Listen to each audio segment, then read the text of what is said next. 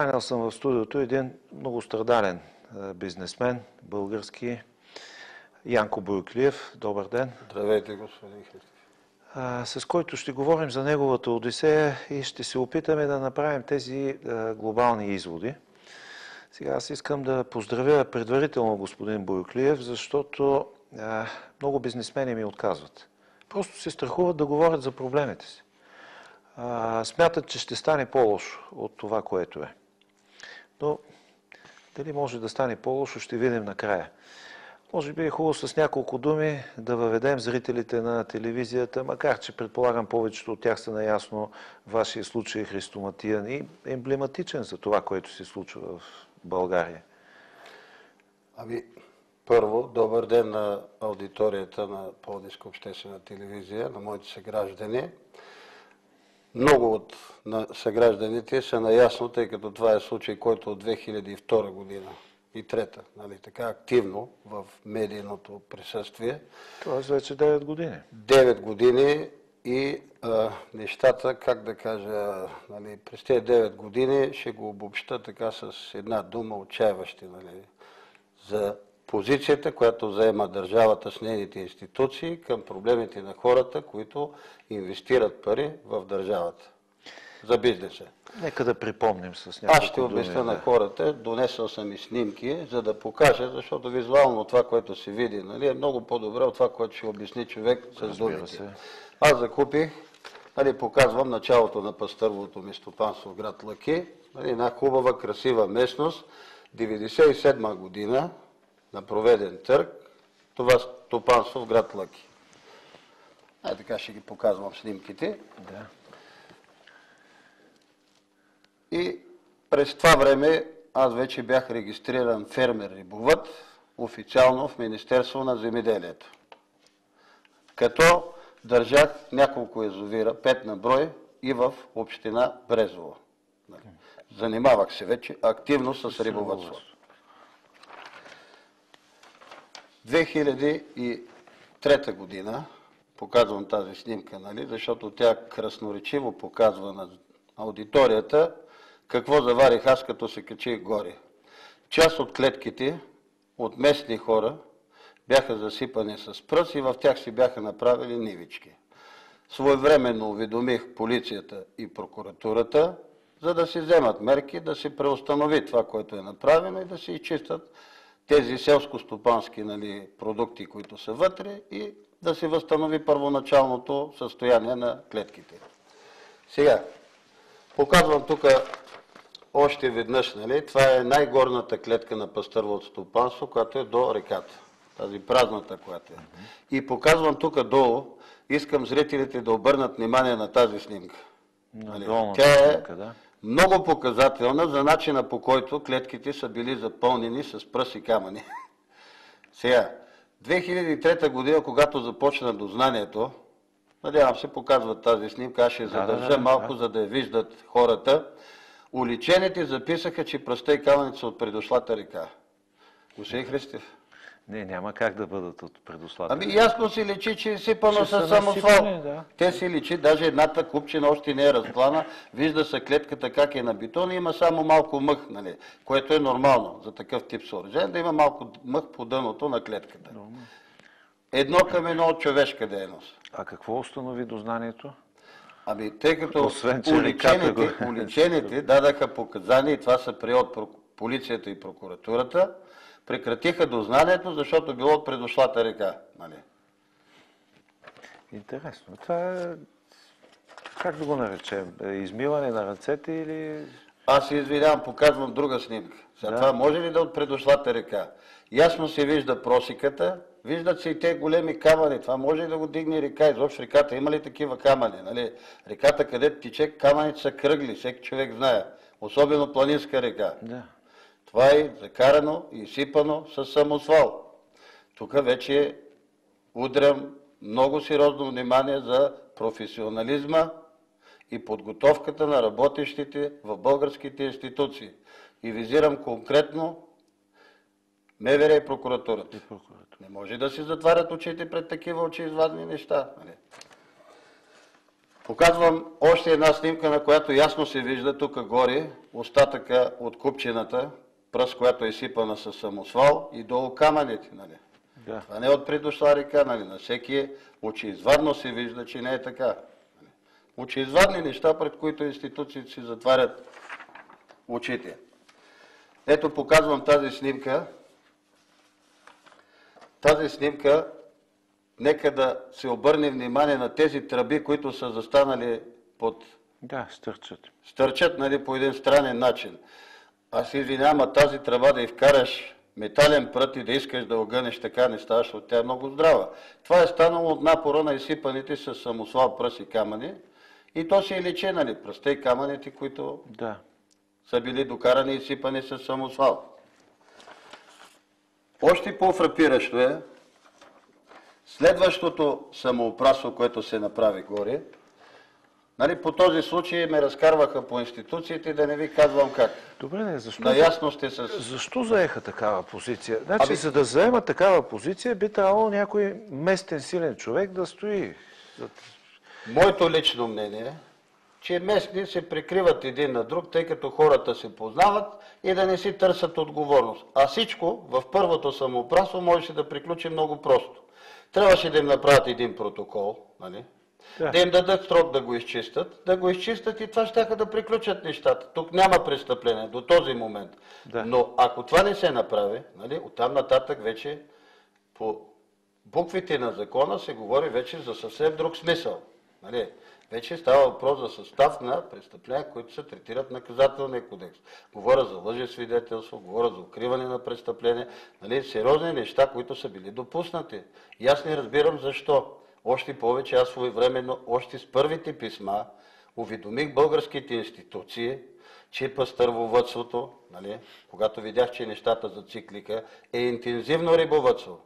И това стопанство има огромен капацитет. Нали. Когато аз не мога да си ползвам стопанството, логично е, че аз търпя загуби. Още в първия момент, когато видях, че нещата почват да се бавят и да хващат друга посока, не тази, която би трябвало да бъде съгласно законите, нали, изпратих уведомителни писма до всички институции, с които ги уведомих за размера на щетите, които ми се причиняват, като ви се решава случая.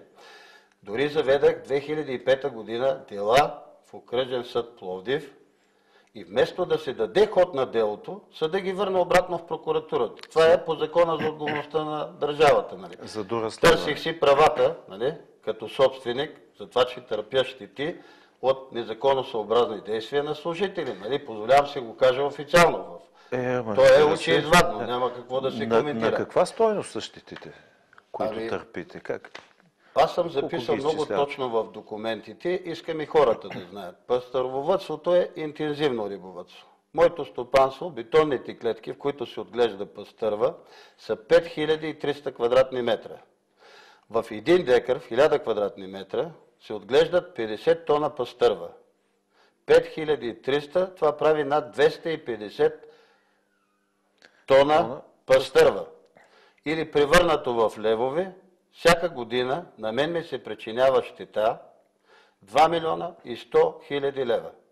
Това е съдебна норма, нали? Официално приета в съда. Когато става дума за щета, причинена от виновно поведение на длъжностно лице, аз съм се консултирал с вещи лица, така се изчисляват и това е базата, по която се изчислява щетата. Оценката са ми направили специалисти, нали, рибовъди, които са експерти и се занимават с това. Нали. Това са нормите в българското правораздаване. Сега, правих срещи с прокурори, писахме, нали, даже протоколи от срещи, в началото не искаха, после ги заставих, нали, защото виждам, че нещата почват да придобиват един такъв отчаяващ характер. Нали. Не знам поради каква причина, нали, за мен е необяснимо. Но ето виждате, този случай трябваше да обжалвам от районна в окръжна, от окръжна в апелативна, върховна, касационна, пак се връщаше в районна, оттама се прехвърля в Асеновград, нали, после пак нагоре. И това няколко пъти, нали, по институции, инспекторати на Върховна касационна, нали, най-различни други структури, които ангажирани с писма, главни прокурори, министър-председатели, нали, се очудвам, че вместо да се реши това нещо, аз станах за втори път обект на самоуправство. Ето го, показвам. т.е. след първия път. След първия не само, път, че докато нямаше аз мерки. обжалвам всичко това по институциите и си търся правата, човек, който има на 25 метра от мен цех дърводелски, хвърля трици в клетките, които са пригодени за отглеждане на пастърва, но този път долната част. Не ви казах, стопанството е в две части, горна и долна. В долната част. На него, вече знаейки моята упоритост, правораздавателните органи направиха протокол за самоуправство, дадоха му срок да изчисти пръста и камъните, не го направи в указания срок и започна дознание, такъв какъвто е реда, нали, вече за търсене на наказателна отговорност. Явно оплашен от това, че му се търси наказателна отговорност, този човек ангажира техника, фандрома явно, влиза с тази фандрома. На предната снимка, която показах, се вижда как е разбита едната стена, нали? Виждат се там остатъците. Това е втората разбита стена. Явно тук фандромиста вече се оплашил и избягал от стопанството, защото виждате остатъците от втората стена, как стоят върху непочистените трици.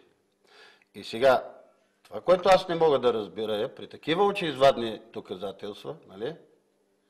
И затова самоуправство МВР и прокуратурата прекратиха дознанието, като мотивите им бяха, че в пастървото ви стопанство триците са почистили, всичко е възстановено в първоначалното състояние, няма разрушени стени на официални бланки, нали? А тук се вижда точно обратното. То е очеизвадно. Какво да говорим? Аз затова не разбирам какво става в нашата държава. Затова дойдох във вашето студио. Нали? Сега, може ли това нещо, нарочно държа снимката хората да гледат, на официални бланки да се разписват длъжностни лица, включително и МВР министри, нали? Че триците били почистени, няма разрушени бетонни стени, че правени проверки от органите на МВР, от инспекторатите на МВР и така нататък и всичко било окей. Във вашата камера ще попитам... Тук се вижда и датата. Да, датата се вижда. Датата е фиксирана. Искам да обърна внимание, снимките са направени от професионален фотограф, казва се Недялко Костов, за което му благодаря. Той е мой бивш служител. Този човек през цялото време, непрекъснато, съм го разкарвал горе на пастървото стопанство да документира това, което се случва, за да може, нали, да има все пак материал, който да показва какво се е случило и как са изглеждали нещата. Значи, тази снимка е от 19 май 2011 година. Точно така. Деянието е извършено години преди това. Години преди това. И до ден днешен си стои така. А на черно на бяло пише, че няма никакви проблеми. Няма трици, няма разрушени стени и затова се подписват полицаи и прокурори. И прекратяват преписките. Те да не би да говорят за някакъв друг обект. Разбирате ли, аз просто вече не знам дали да се шегувам, дали да се ядосвам, или да се фанат за главата и да кажа тая държава, нали, просто, нали, за хората, които инвестират. За българите, които инвестират. Ето, ние сме хора, които искаме да инвестираме в нашата икономика, родната, нали? Искаме да създаваме работни места, искаме да работим. А сега бихте ли инвестирали в нещо? Няма да се хареса това, което ще кажа, сигурно на моите съграждани, обаче ето, Янко Бойоклиев се казвам го черно на бяло, едно към едно. При това положение на нещата, 1 милион е тук да ми го подарят на масата. Пала го долу с една запалка и да изгори да го няма. И да си живее спокойно живота. Как да инвестира човек в тази държава? Кажете. Значи болката е много силна. Щом стигате до подобни крайности. Вие може ли да си представите 9 години как се отнасят институциите българските към един човек, който си гони, защитава правата, плюс това, пак показвам снимката, очеизвадни неща, нали? Не говорим за нещо абстрактно, всичко е черно на бяло, документирано. Тук са идвали, нали, много хора, всичко това е заснемано, показвано, нали? И не разбирам защо институциите до днеска. И никой не реагира. Щом съм при вас и няма решение, нали, аз ще ви кажа какво е последното решение, да го знаете, нали, което хората прочетоха, предполагам, в броя на вестник Марица от 20 този месец, да. за това, че бизнесмен глобява държавата с 30 милиона лева. Толкова стана щетата от онази дата до днеска, сметнато с официалните съдебни инструменти, 14% официална съдебна лихва до днес. ГДБОП на МВР извършиха проверка и внесаха документите, тъй като става въпрос евентуално, нали, ще сложа това евентуално, да ни излиза, че права обвинение. Да.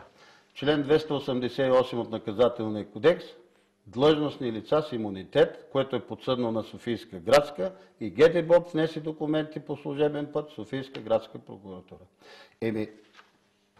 Аз мисля, че Софийска градска прокуратура вече няма как да крие тези неща. Нали? Трябва да започнат да се търсят отговорности. Сега всеки трябва да си дава сметка, когато се е получавал заплатата и се е разписвал на ведомостта. Това е правилно, не?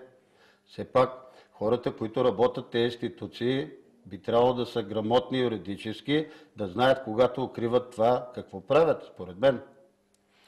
Лично за мен интересното е, че цялата тази сага, докато както говорим, извинявайте, показвам да се види така, нали, това, което е разбито. Което е разбито. Да. Но всичко това се развива по време на три правителства. На последните три правителства на България. Значи имаме нещата започват по време на царското управление. Точно така. След това продължават по време на Тройната коалиция. И сега продължават и може би да се надяваме, че това е някакъв край, но продължават и по време на това управление. Изключително съм втрещен, че при това управление, когато за министър-председател е главен секретар на МВР, нали? Втрещен съм, разбирате ли? И когато МВР министър е един човек от системата, това нещо се допуска да се случи 3 години от управлението на ГЕРБ. И едва сега някакъв. И едва сега, защото стана дума, че държавата ще бъде глобена. На мене ми писна да ви кажа, аз съм подготвил, внесъл съм всичко в Европейската комисия, запознати са там. Вие знаете, че ние сме вече член на Европейския съюз на държава. Под юрисдикцията на Европейския съюз. Институциите, които трябва да бъдат уведомени за това, тъй като тук има куп нарушения, и имам препоръка от Европейската комисия официално да инициирам проверка на държава членка. Аз като българин не искам да го правя това, защото ние се опитваме да направим нещо добро за държавата си, да пазим името на държавата си, опитваме се да влезем в Ирен, искаме да имаме валута, която да е евро, да имаме облаги, махане на Шенген и така нататък. Въздържах се, като тайно, таях една надежда, така че ще се вземат някакви мерки. Обаче вижте сега, има неща, които просто отчайващо говорят за това как стоят нещата в България. Показвам на нашите зрители и показвам и на вас. Ето, това е администрация на Министерски съвет до Министерство на вътрешните работи. Само показвам на вас, господин Христев, 12.03.2012. Разпоредена на МВР да направи актуална обстойна проверка. Ако сега ние се обадим от студиото в Министерски съвет в приемната, ще аз звъна през 2-3 дена там. Да питам тази проверка дали е приключила. Сега извинявам се, пак повтарям датата. Ето показвам на всички. Камерата дано да го даде в по-близък рекурс. Ето го тук датата, на която е разпоредено от Министерски съвет на Република България, на МВР Министерството, по този случай да направят актуална обстойна проверка и аз да бъда уведомен. И те до този момент не са направили. Сега извинявайте. Ако тези хора работят в една частна фирма, на 3-тия месец всичките са безработни. А това е Министерски съвет на Република България, извинявам се, Министерство на вътрешните работи. Добре, сега ние сме български граждани. Тук има закон, има конституция, има установени срокове, в които това трябва да бъде направено. Аз питам, защо не се спазват тези срокове в нашата държава? Не се спазват законите и то от тези, които най-много трябва да ги спазват. Добре. Какво правим тогава? Да си подават оставките тези хора. Ние разчитаме всеки ден нашите проблеми да бъдат решени от тях, нали? То е ясно. Тези хора ще ни кажат, че и Тройната коалиция са били такива, и предишните. Ние видяхме как всеки идва и казва, другия е виновен. Добре бе, Аланко, извинявам се, погледни са ти в огледалото. Така се оказва, че никой не иска да се гледа в огледалото. Да се погледнат сутрин в огледалото. 12 март 2012 година. Днеска сме 20 октомври 2012. Как? Октомври. От всичко това се налага извода, че може би нещо структурно е объркано, нещо в самата държава е объркано, след като тя допуска по един и същи начин да се процедира при три различни управления. И то от едни и същи институции. Или хората не са се променили, а най-вече институциите не са се променили. Искам да покажа едно писмо. По закон съда трябва да контролира работа МВР и прокуратурата. Аз сезирам съда. Ето, това е подписано от, ето го тук отдолу, председател на окръжен съд Пловдив Сотир Цацаров. Господин Цацаров. Добре. Да. Господин Цацаров ми пише така. При данни за твърдения за извършени престъпления следва да сезираните на органите на МВР и прокуратурата. Абе, господин Цацаров, на коя държава МВР и прокуратурата сезира? Много се извинявам. Може би на някой съседна. Ми да пише в писмото на Албания ли, на Румъния ли, на Гърция ли, на Турция ли, на коя държава МВР и прокуратурата да сезирам. И това е, вижте, това е 2010 година. Да, 2010. Сега сме 2012. Той сега отговаря. Ето ви тук едно писмо на Министерски съвет. Писмото от 29.02.2012. Нали, преди тази проверка да бъде разпоредена. Пращат ми на мене, уважаеми господин Бояклиев, като продължение на водената с вас кореспонденция, наши отговори. Изходящ номер не знам си кой 2006, изходящ номер не знам си кой пак 2006, изходящ номер не знам си кой 2008, изходящ номер не знам си кой 2010, още веднъж 2010, 2011, още веднъж 2011, 21.2012, нали? Да. 31.2012 и текста ще прочита на зрителите да видят какъв е, как работи Министерски съвет държавата по проблемите на гражданите, когато сезират, нали, този, който държи кормилото на държавата. Нали. Ето го отговора. Видно от служебната ни кореспонденция, проверяващи орган Министерство вътрешните работи се е позовал на член 124 ал. 1 от Административно-процесуалния кодекс, тъй като изложен факти и обстоятелства сигналите ви нееднократно са били обект на проверка от органите на реда. Какво са проверяли тези хора? Не е ясно. От деве си усъмних дали не са проверявали многократно са проверявани от органите на реда сигналите им. Да, и какъв е извода, който те правят? Нищо не са правили. Написал си едно командировъчно, служил се парите в джоба и това е казал, каквото е казал другия преди него, преподписал го и толкова. Как? Значи ние нямаме това, което аз виждам като гражданин, а това, което виждам аз като човек, който е работил с много солидни суми пари, нали? Който е работил с кредити от банки и знае колко точно са разчетени всички неща и колко е сериозно да инвестираш и да работиш. Няма празно, няма тук да се мутаеш 1, 2, 3 дни или па някой така да затлачва неща. Това убива направо. Всичко, бизнес, човек, всичко убива. И как може такива работи да правят? Не знам, аз не знам с какви думи да използвам, разбирате ли? Трябва да обидя в ефир, а не искам. Не е за обида. Тук става дума за истини. Но каквито и думи да използваме, те ще бъдат... Само на нас показвам това писмо, от кого е разписано. Да го видите ви от кого е разписано и ще ви зачита на това писмо. На гражданите ще дадем допълнителна информация, кой е разписал това писмо. Ще ви покажа сега ще го погледнем. Човека, който го е разписал. Заместник министър и министър на вътрешните работи Цветан Цветанов. Така, от коя дата е това писмо? Така, заместник министър-председател и МВР министър. Така. Писмото от 21.10.2009 година. Бихте ли го прочели вие, господин Христев? Значи това е от октомври. Да.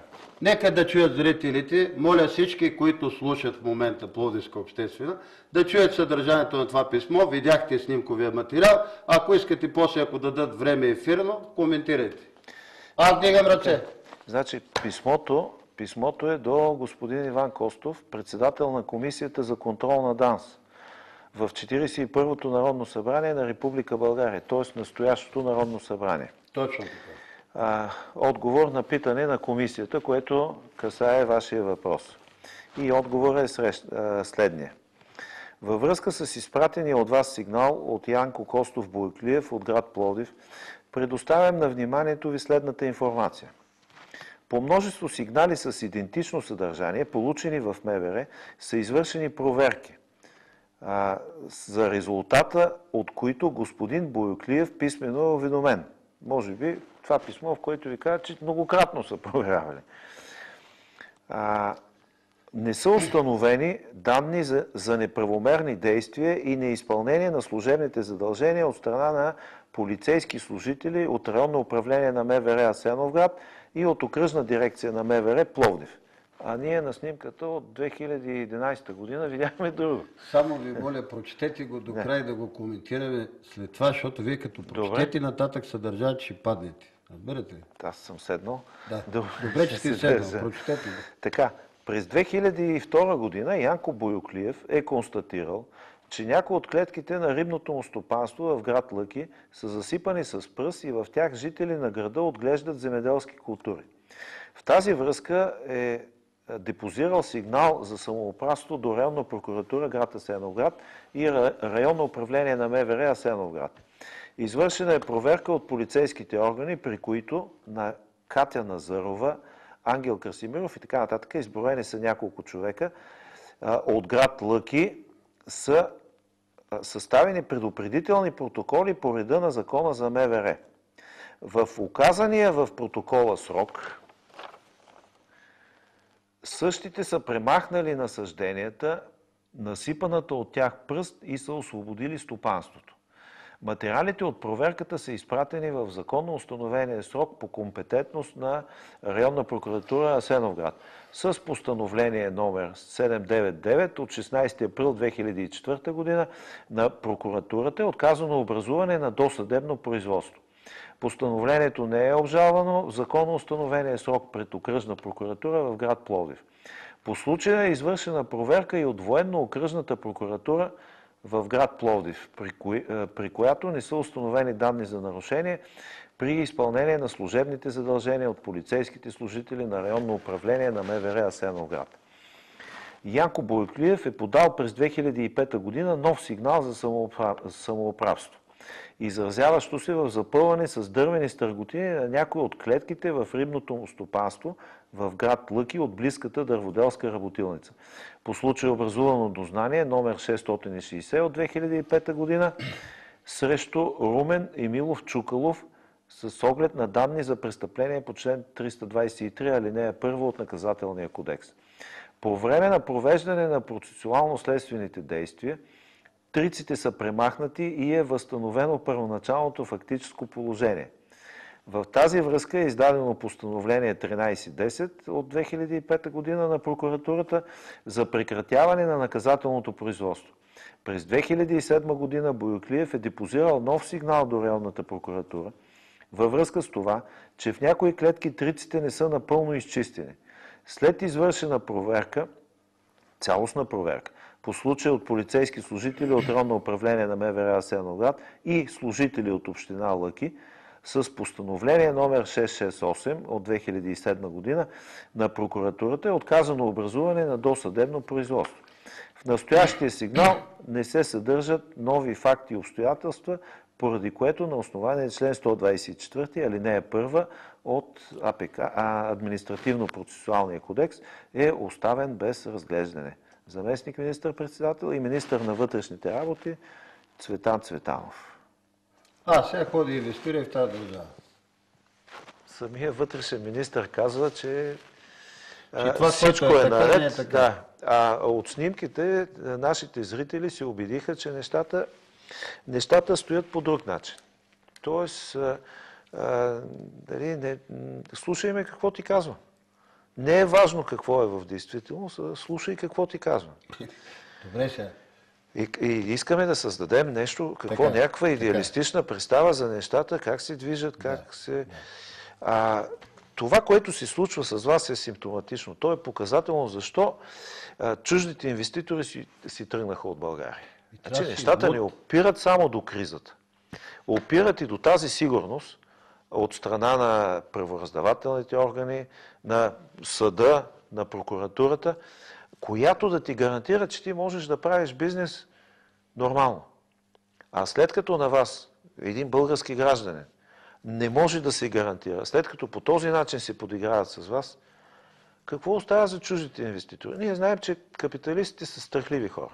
Те като усетят някаква малка съпротива или някаква опасност и си бягат с капиталите, нещо, което е нормално. Но вие къде да избягате? Значи аз пак така ще си позволя да кажа нещо, което сигурно няма да се хареса. Абе, някой в тази държава няма ли да се научи да уволнява? Ръководители има ли в тази държава?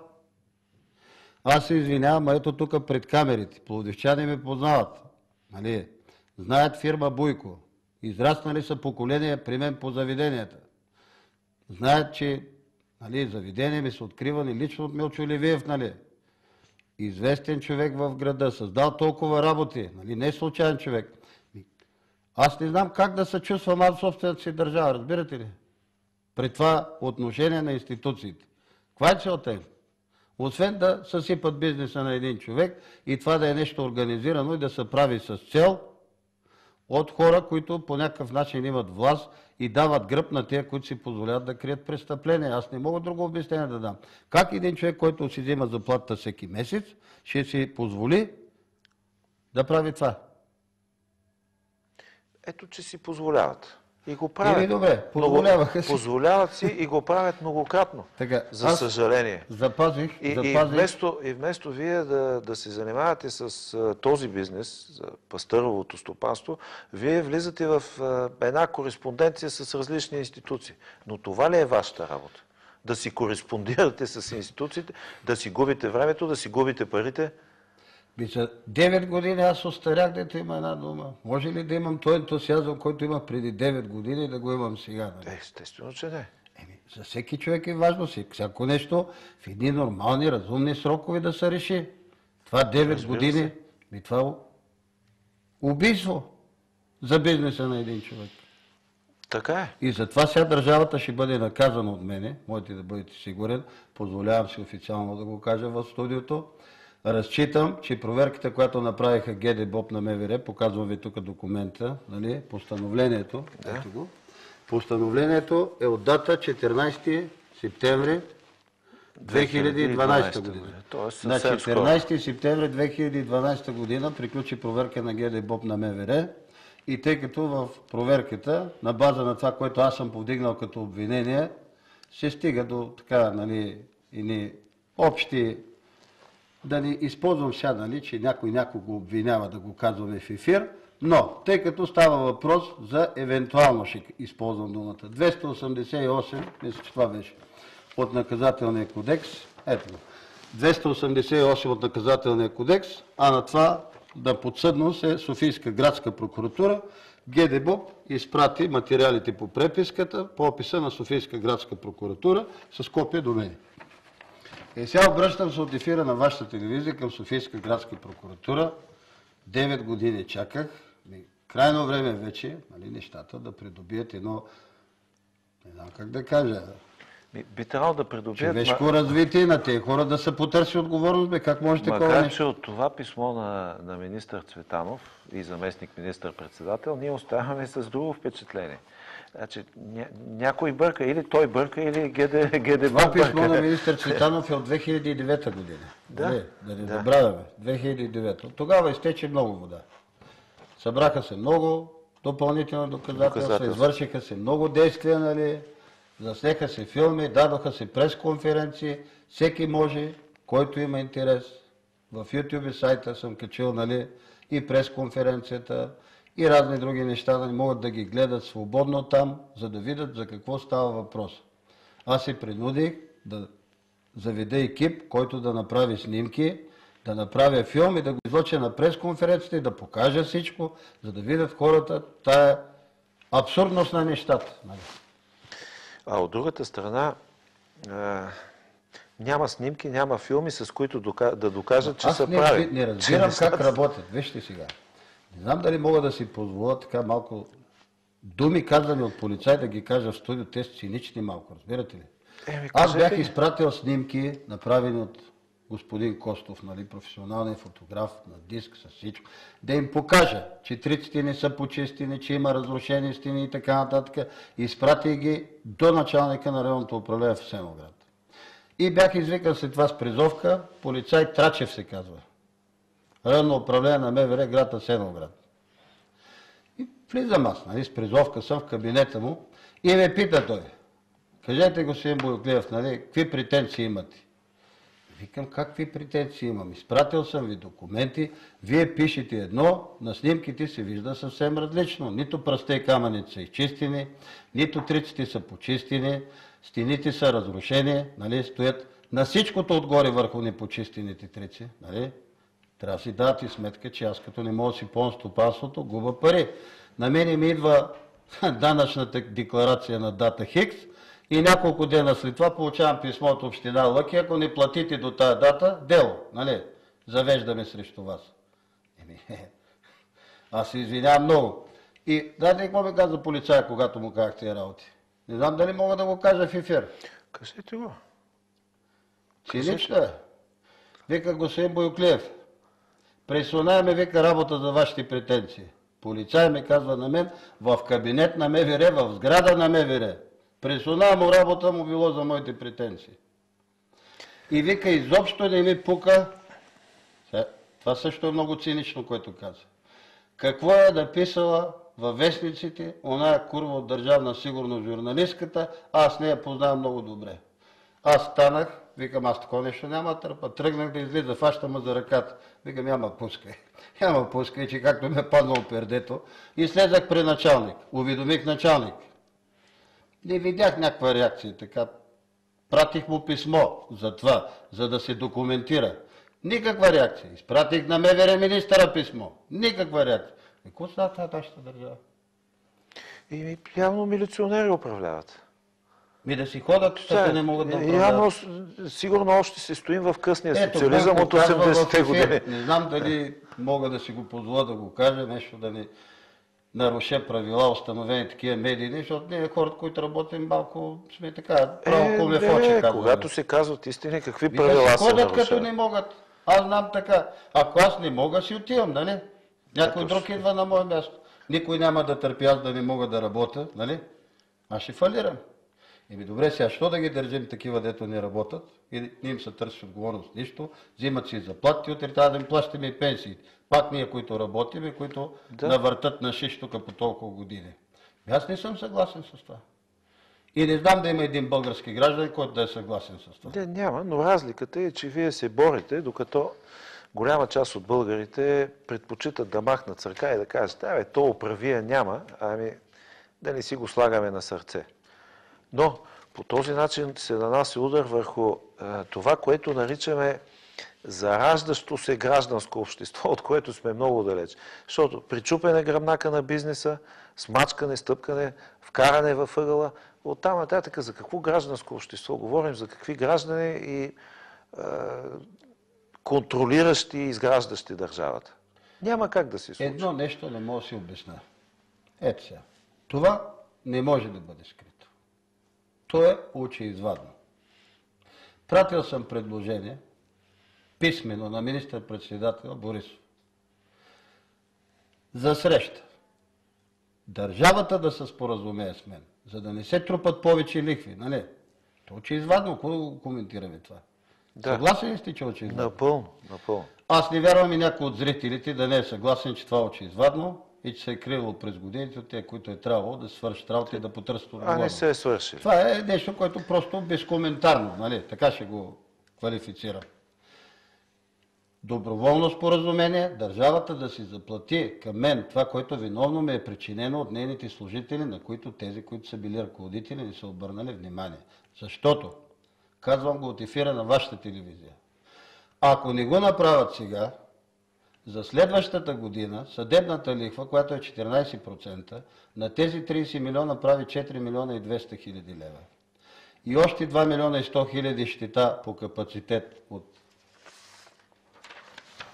това, за което се твърди, че са изчистили трици и че нямало разрушени стени, нали? Да. И стават 6 милиона и 300 хиляди лева, които ще виснат на държавата.